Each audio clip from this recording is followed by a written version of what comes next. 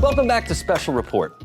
A TV show that has really shifted paradigms and broken records when it comes to the Hollywood model is the series The Chosen, about the life of Jesus and his disciples. The hit biblical series has enjoyed 4 successful seasons, with a 5th season already filmed, slated for release in 2025. The series came from the now acclaimed Angel Studios, who uprooted the Hollywood model of film and TV production by crowdfunding its productions through a guild of tens of thousands of people who screen the content and then invest in it, what they call a torch. However, the show initially was something very few people believed in, if you can imagine that. No one projected its meteoric rise. I had the chance to speak to one of the show's stars, Shaan Sharma, who plays the Pharisee Shmuel at Angel Studios' annual Illuminate event. Take a look. Shaan, thank you so much for being here with me. It's great to be with you at Illuminate, Angel Studios Illuminate. Many people are going to know you as your character Shmuel from The Chosen. And I'd like to know what's the most rewarding and challenging part of playing that role? Oh, the most rewarding part of it is just being part of this story that is the biggest story that could touch the most amount of people's lives on the planet. I kind of hit the lottery when it comes to the kind of acting job you can get. You want to be a part of stories that touch people's lives. And people watch the show not just for entertainment, but to be closer to their faith, to explore faith, to think of how they could be better human beings. So it's really a unique, special experience. And then my role within the show as kind of the Pharisee who's not quick to accept that this is the Messiah, has been a really relatable character for those who either have doubts or people who think, like, if I was alive 2,000 years ago, would I just have accepted that this was the Messiah? Or just having patience and grace for those who may not just immediately believe, and they need that there's a longer journey for them to get there. And what was challenging for you in that role? I think the main challenge is just wanting to make sure that Shmuel isn't just a cardboard cutout villain, because that wouldn't be fair to those who have questions about their faith. It's like, you want to respect the fact that some people need time and not everybody's going to react the same way. And, Shmuel is somebody who was raised a particular way, has a very strong view, is very proud and studious in that view. And when something comes along that's not that, we don't want people to just abandon rules without good reason. So I think it's the main challenge is making sure that Shmuel is dimensional, that he's relatable, and that we don't unfairly characterize those who have legitimate concerns. You know, I played this role of Jesus in this staged musical called Messiah the Musical. I can see it. I can totally see it. Maybe not right now with my blonde hair, but it's interesting because in playing the role of Jesus, I know that I was changed and my faith was changed by playing the role. I'm curious, in playing the role of Shmuel, how your faith may have been affected. I think it's just the next step for my faith journey on touching people's lives in a positive way, because, my relationship with God has been a central pillar of my life since I was a child. I say, that footprints in the sand kind of like image that some people had up on their wall of when there's 2 sets of footprints and then there's only one and then there's 2, and it's like it was God who carried me when there was only 1 set of footprints. That was my childhood. I certainly didn't survive it because of my own strength. So my faith has always been a central part of my life. And so I know that God put me here for the reason to make as big of a positive impact on as many people as possible. And this is just the next step on that journey. So when this is happening, I'm like, this feels like what I'm supposed to be doing. What do you think has made The Chosen so appealing and an outlier in the telling of this particular story and the way the characters are portrayed? Well, I don't want to be judgmental, but I think that there's an approach to this show that has transcended resistance that people have had to similar types of projects in the past. And I think maybe it's the courage and the expertise with which the writers and the producers have taken some creative license in putting this out there. And that's risky. Not everybody's going to agree with how you take that creative license. And I think that Dallas and the team have done an incredible job of engaging in conversation with the community whenever there's concerns, because no one's going to be happy with everything. But you're essentially trying to tell the best story that you can, so that it's engaging, so people want to watch it, so people can relate to the characters. And so we've made the characters human and dimensional. Even Jesus, who's supposed to be 100% God, 100% human.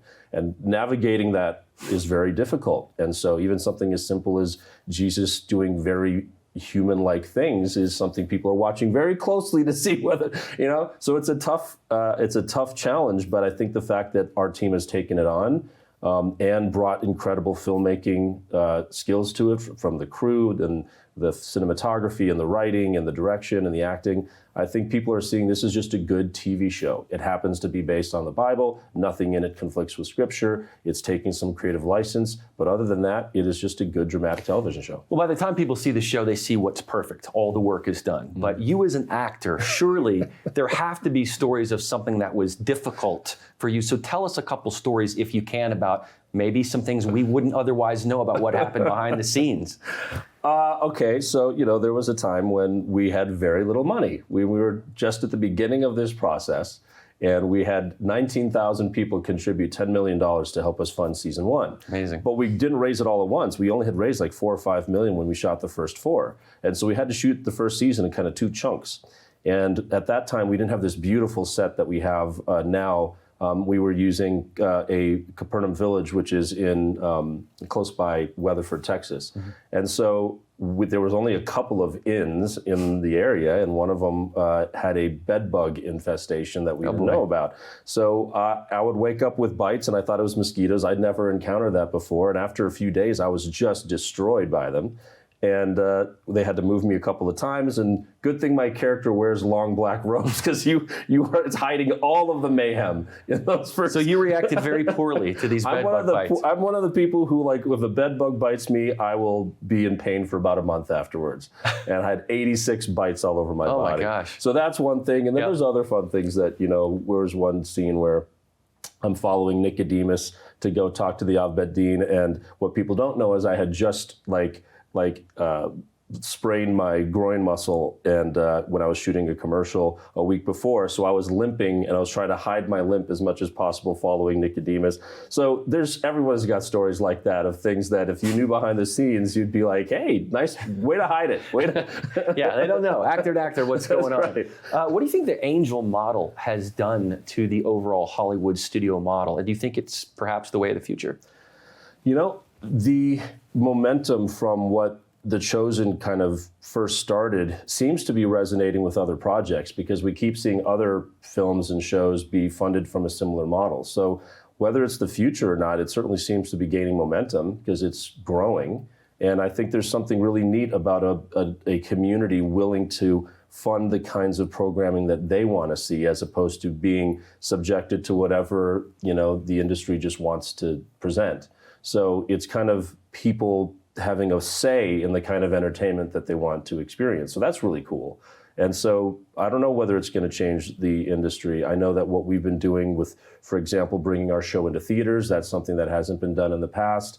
And now what's happening with these collectibles is another incredible evolution of using technology and being on the cutting edge and stuff. So I think what I've seen both The Chosen and Angel do be very transformative for the industry. Well, you mentioned the collectibles. Tell us about this. So you're primarily here at Illuminate to talk about these digital Angel collectible scenes. What are those? I mean, the shortest way to say it is it's a way for you to have a piece of the show for yourself in a very public and impactful way, where I can essentially have a piece of a scene where when somebody's watching the scene, if they want to minimize the view, but they can see me or other people either through a video or through text, basically explain why that scene means so much to me, or why I love the scene, or some fun story about the scene or something. So you can imagine watching your favorite shows and movies. And just like with X-Ray on Amazon, where you can see the actors that are in the scene and trivia and things like that, this is kind of taking it to a whole nother level where you can actually forever have a piece of the show that when people watch it, if they want to see the way those scenes have touched people's lives, they can see that right there in the viewer. And it's a way to deepen the relationship that you have with the show and experience those scenes. There's, one of my favorite movies of all time is Home Alone, from back in the day. Yeah. And so to be able to, when anybody watches Home Alone, online, if I could have a piece of that so they could see this scene got me through my childhood, or this scene brought me through so much joy. What a fun way to hear and experience, and especially with a show like The Chosen, where the stories are crazy about people coming back from the brink of suicide or getting through really tough challenges. I mean, so anyway, the collectibles idea, I think, not only deepens the relationship between the audience and the show, it also provides another way for the show to be able to support itself financially. And one of the things that we're seeing is that shows are being deplatformed. Like, what was formerly HBO Max, I think they're calling themselves Max now. They actually took Westworld and other shows off the platform because they didn't want to have to pay the residuals to the actors to keep them on the platforms, or the writers or the others that are stakeholders in it. And so if they can continue to make money off of the economic activity of people wanting to own a piece of that, it may save our art. It may allow us to keep our shows on these platforms, as long as it's bringing in enough revenue to be worth it. So I think this model could be really. So it's another level of investment. It takes investment to a completely another level. Yeah. And it seems as it affects and is positive for the audience, for the writers, for the directors, for the actors. Everybody's involved in it. But people already buy collectibles for their favorite things, whether it's figurines or whether it's shirts or hats or any kind of like memorabilia. The only thing is, like, when you're buying something that's online, then it's a little different. It kind of feels like, when you buy like this is much more like tangible and meaningful than that. But people would sometimes buy, like, let's name a star after you, or let's buy an acre of land on the moon or something. You know what I mean? But this is like actually something, even if it's digital, that you can experience right there, that everybody in the world can see and share in that. So it's really neat. It's not even like you're just buying a T-shirt or buying a hat. You get to also make sure that anytime somebody watches the show, they know why you bought the hat. They know why you bought the T-shirt. Why did you feel compelled to want to own a piece of the show? And might even relate to someone's personal testimony, I suppose, too. Oh, God, for sure. Sounds great. Well, Shaan, thank you so much for your time today. I appreciate it. You have illuminated me. I appreciate that. I see what you did there. Thank you all for watching Special Report. We hope you had a great Christmas. See you tomorrow.